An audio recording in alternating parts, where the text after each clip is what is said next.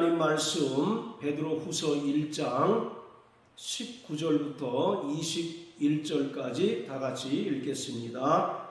또 우리에게 더 확실한 예언이 있어 어두운 데 비치는 등불과 같으니 날이 새어 샛별이 너희 마음에 떠오르기까지 너희가 이것을 주의하는 것이 가하니라.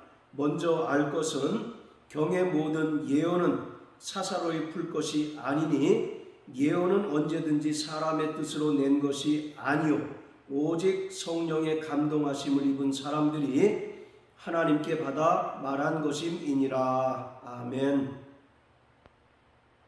사도 베드로는 주님의 재림이 더욱더 분명하고 확실한 까닭은 구약의 수많은 예언자들이 한 예언이 있기 때문이라고 말합니다.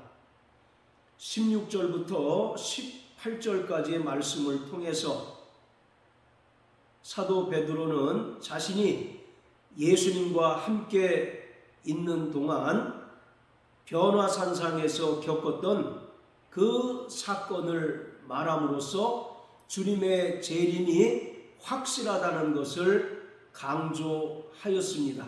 그러면서 오늘 본문을 통해서는 자신이 몸소 체험한 변화산상의 그 사건보다 더 확실하고 분명한 재림에 대한 증거가 있는데 그것은 하나님께서 구약의 수많은 예언자들의 입을 의탁하사 하셨던 예언의 말씀이라는 것입니다.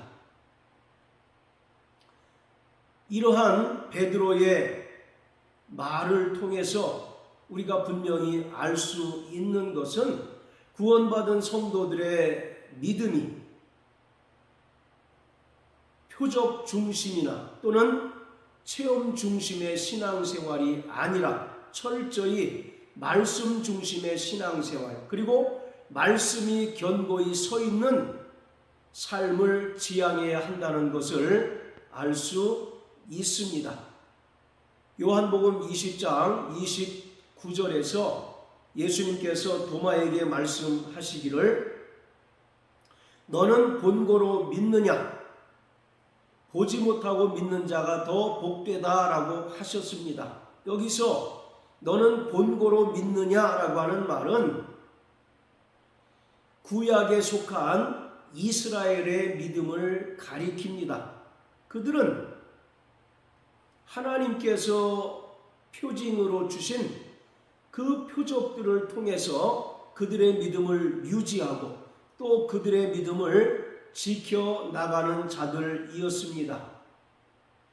고린도전서 1장에 보면 유대인들은 표적을 구하나 헬라인들은 지혜를 구한다라고 말합니다. 그리고 마태복음을 통해서 예수님께서는 이 악하고 음란한 세대가 표적을 구하나 선지자 요나의 표적 외에는 보일 것이 없다라고 말씀하셨습니다.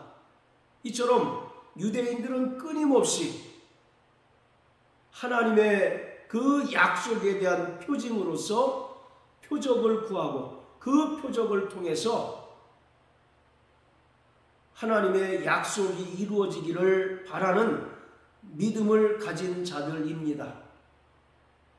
그래서 구약에서 하나님께서 이스라엘에게 주신 최고의 표적은 바로 성막과 성전입니다. 하나님께서 설계도를 주셔서 모세에게 성막을 짓게 하셨고 또 솔로몬에게 예루살렘 성전을 짓게 하셨는데 유대인들에게 있어서 성막과 성전은 하나님께서 그들과 함께 하시는 가장 중요한 표징입니다. 그래서 그들은 성막을 통해서 하나님께서 우리와 함께 하시는구나 라는 사실을 믿었습니다. 그리고 성막에서 드려지는 피의 제사를 통해서 하나님께서 메시아를 통해서 장차 자신들을 구원해 주실 것을 굳게 믿고 있었습니다. 이처럼 유대인들은 철저히 표적을 봄으로 믿음을 얻고 그 믿음을 지켜나가는 자들이었습니다. 반면에 보지 못하고 믿는 자가 더 복되다라고 말씀하신 것은 신약의 믿음을 가리킵니다. 비록 예수님의 십자가 죽음이나 부활 승천을 인간의 눈으로 보지 못하고 또 인간의 오감을 통하여 체험하지 못하였다 할지라도 성령을 통하여 깨닫고 성령을 통하여 믿는 것이 신약의 믿음입니다. 고린도전서 12장 3절에 보면 유대인들은 예수를 하나님께 저주받은 자로 간주하지만 신약의 성도들은 성령으로 말미암아 예수가 그리스도이시며 하나님의 아들이심을 믿는 자들인 것입니다.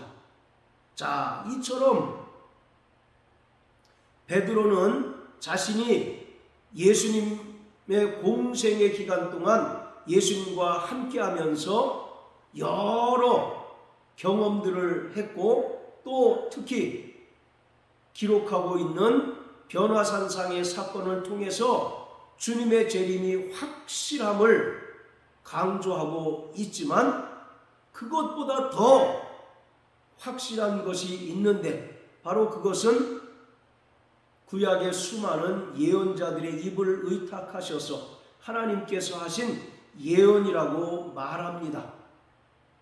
하나님은 전능하신 분이시지만 전능하신 하나님께서도 한 가지 하실 수 없는 것이 있는데 바로 그것은 거짓말 하실 수 없는 것입니다. 민수기 23장 19절에 보면 하나님은 인생이 아니시니 시건치 아니하신다라고 말씀합니다. 그리고 히브리서 6장 18절에 보면 하나님께서는 거짓말 하실 수 없다라고 말씀합니다. 그리고 또 하나님께서는 회전하는 그림자도 없으시고 변치 않으신다라고 말씀하고 있습니다. 이처럼 하나님께서는 구약의 수많은 예언자들의 입을 통해서 예언케 하셨는데 그 수많은 예언들이 예수 그리스도의 출임으로 말미암아 완전히 성취되었습니다. 그리고 한 가지 남은 예언, 한 가지 남은 약속이 있는데 이것은 주님의 재림에 관한 것입니다. 그러기에 구원받은 성도들은 전능하시지만 거짓말하실 수 없는 하나님의 약속의 말씀을 믿고 그 인내의 말씀을 의지하여 이 땅을 믿음으로 사는 자들인 것입니다. 이것을 베드로가 강조하고 있습니다.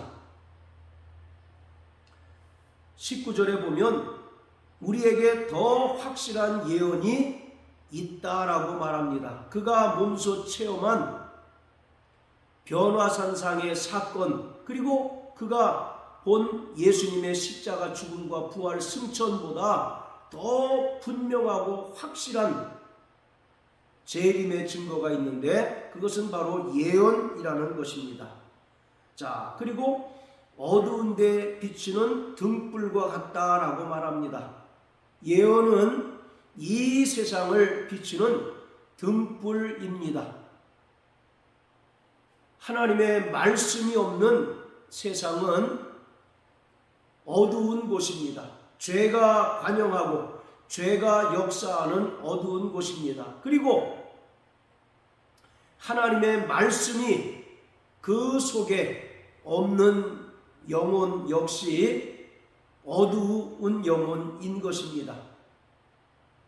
그렇기 때문에 하나님께서는 예언자들을 통해서 이 세상에 하나님의 말씀을 선포하게 하셨고 하나님의 말씀을 통하여 이 세상을 비추셨습니다. 사무엘 선지자가 출현하기 전에 바로 이스라엘은 영적인 암흑기였습니다. 왜냐하면 하나님의 말씀을 대언하고 하나님의 말씀을 선포하는 선지자가 없었기 때문입니다. 그리고 구약의 선지자, 마지막 선지자인 말라기로부터 예수님까지 약 400년간을 이스라엘의 역사에서 영적인 암흑기라고 말합니다. 왜냐하면 말라기 선지자를 끝으로 해서 하나님의 말씀을 대언하고 선포해 줄 예언자가 나타나지 않았고 하나님의 말씀이 없었기 때문에 이 400년간을 영적인 암흑기라고 말합니다. 이처럼 하나님의 말씀이 선포되지 않고 또 하나님의 말씀이 역사하지 않는 곳은 영적으로 어두운 곳입니다. 아무리 세상의 조명이 환하게 밝히운들 하나님의 말씀이 역사하지 않고 하나님의 말씀이 없는 곳은 영적인 암흑입니다. 영적으로 어두운 곳입니다. 그런데 하나님께서 선지자들을 통해서 예언케 하심으로 이 세상을 비추셨다라고 말씀합니다. 날이 새어 샛별이 너희 마음에 떠오르기까지, 여기서 날이라고 하는 것은 주님의 재림의 날을 말합니다. 그날은 최고의 영광스러운 날이고 또 구원받은 성도들에게 있어서 최고의 기쁨의 날일 뿐만 아니라 창세전부터 작정하신 하나님의 모든 뜻이 완벽하게 성취되는 날입니다. 샛별이라고 하는 것은 예수 그리스도를 가리킵니다.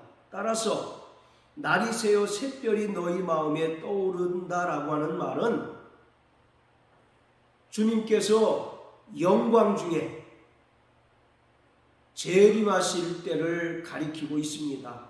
따라서 구원받은 성도들은 종말을 살아가는 동안 주님의 재림을 소망할 뿐만 아니라 구약의 수많은 예언자들의 입을 의탁하사 하나님께서 하신 그 약속의 말씀을 붙잡고 그 말씀을 의지함으로 말미암아 끝까지 인내하고 승리하는 자가 되어야 하는 것입니다.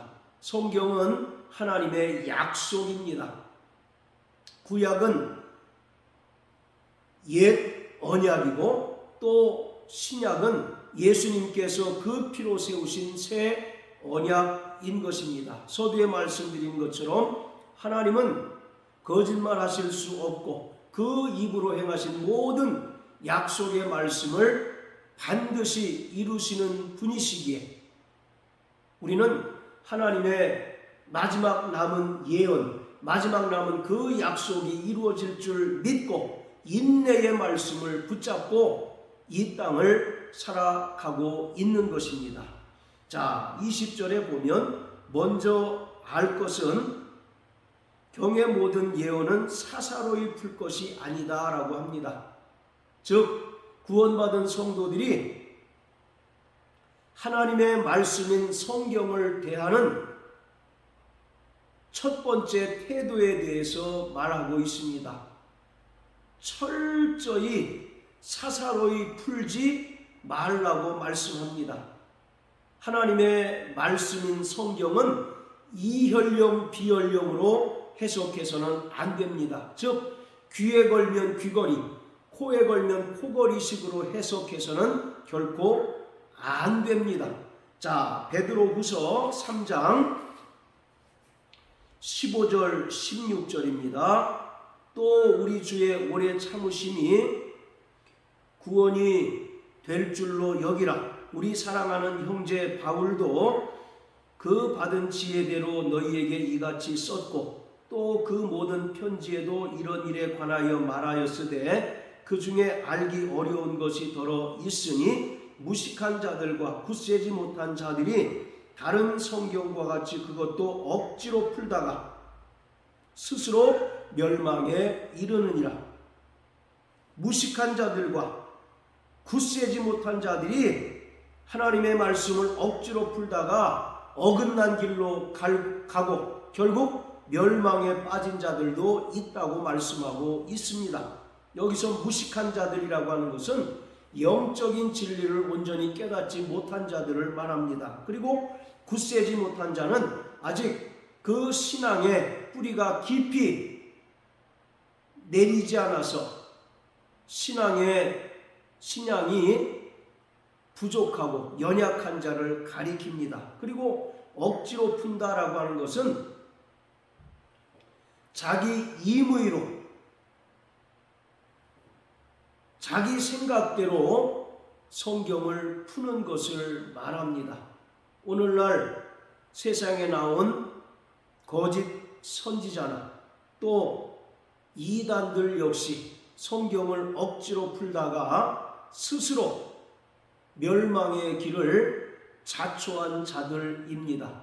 특히 베드로가 이 베드로후서를 쓴 것은 당시에 교회에 가만히 들어와서 거짓 교훈을 퍼뜨림으로 인하여 교회를 무너뜨리고 또 성도들의 믿음을 파괴하려는 거짓 선생들이 있었는데 그들을 철저히 경계하라는 차원에서 이 베드로후서를 썼습니다. 이 거짓 선지자들의 특징은 하나님의 말씀을 사사로이 풀고 또 억지로 풀고 그것을 가르치는 자들입니다. 그래서 베드로는 이런 자들로부터 철저히 교회를 보호하고 또 구원받은 성도들을 보호하기 위해서라도 베드로 후서를 기록하게 되었습니다. 따라서 구원받은 성도들은 하나님의 말씀을 대할 때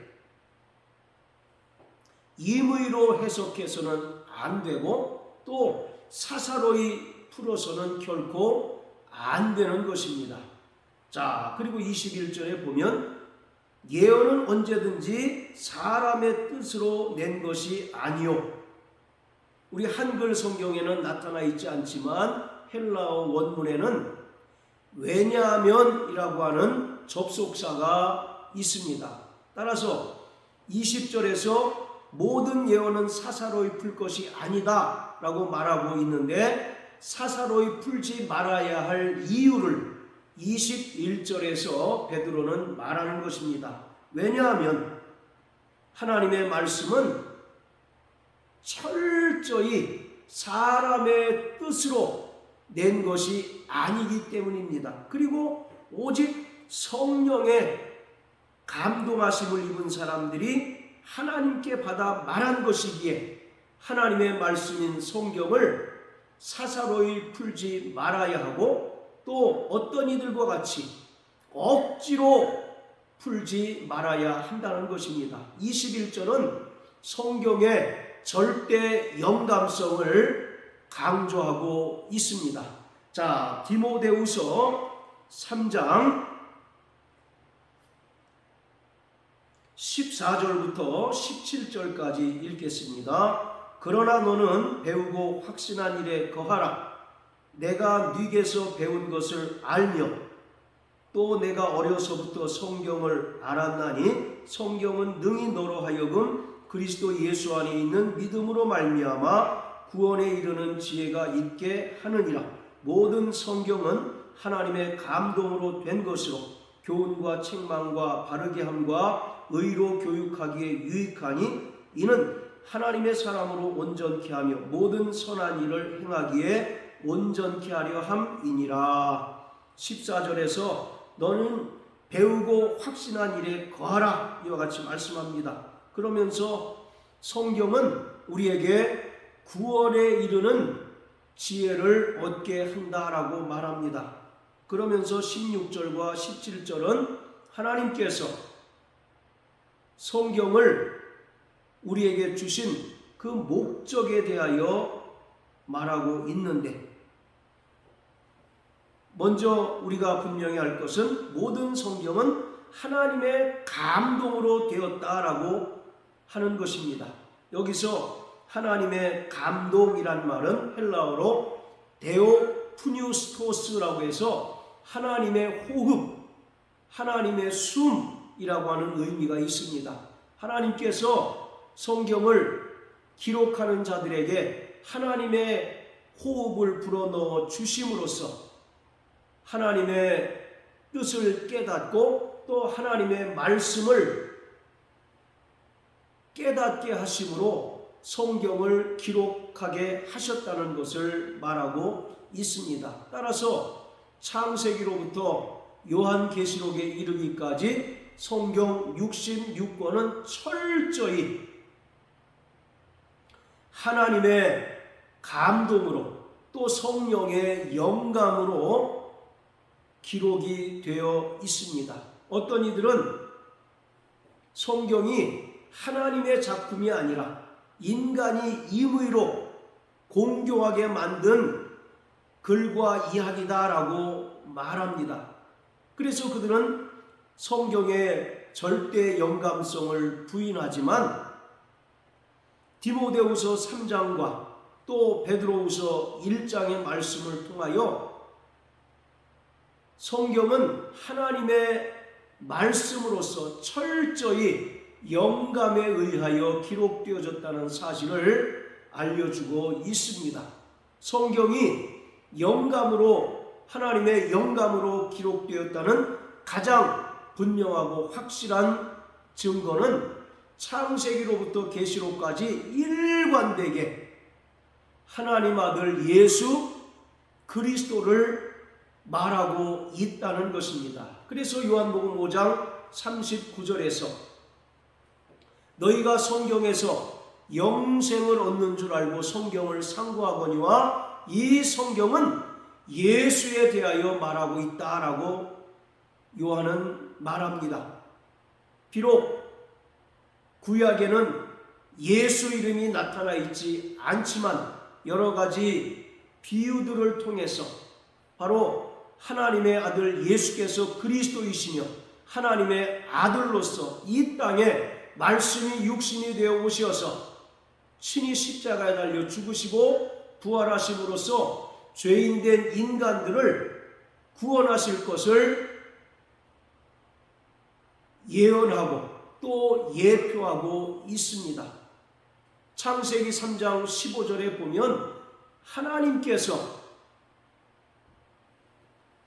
여인의 후손과 또 뱀의 후손이 서로 다툴 것을 예언하셨는데 이것을 바로 원시복음이라고 말합니다. 즉 여인의 후손으로 오신 예수께서 뱀의 후손인 마귀의 권세를 깨뜨림으로 말미암아 마귀 아래에서 죄의 종로로 타는 아브라함의 자손들을 구원하실 것을 이미 창세기 3장을 통해서 말씀하셨습니다. 이처럼 성경은 일관되게 창세기로부터 계시록에 이르기까지 하나님 아들 예수 그리스도에 대하여 말하고 있고 또 예수께서 이 땅에 오셔서 죄인된 인간들을 구원하시고 부활 승천하실 것을 말씀하십니다. 그리고 한 가지 바로 주님의 재림에 대하여 분명하게 선언하고 있습니다. 그러므로 우리의 신앙생활은 철저히 말씀에 기초한 신앙생활 또 말씀에 굳건히 선 신앙생활일 때 우리는 어떠한 유혹에도 견딜 수 있고 또 거짓 선지자들의 말을 분별해낼 수 있습니다. 요한일서 4장에 보면 형제들아 영을 다 믿지 말고 그 영이 하나님께 속하였는가 시험하여 보라고 말씀하고 있습니다. 바로 그 시험의 근거가 기록된 하나님의 말씀이요 또 성경은 하나님의 감동하심 또 성령의 영감에 의하여 기록되었기 때문에 일관되게 바로 예수에 대하여 말하고 있습니다. 그러므로 사랑하는 성도 여러분, 우리는 정말 성경을 사랑하고 하나님의 말씀을 늘 상고하는 자가 되어야 합니다. 그리고 이 말씀을 철저히 토대로 해서 다시 오실 주님을 소망하고 다시 오실 주님을 기다리고 또 거룩한 신부로서 주님의 재림을 기다리는 자들이 되어야 합니다. 이러한 삶을 살아내는 저와 여러분들 되시길 예수 이름으로 축복합니다. 할렐루야.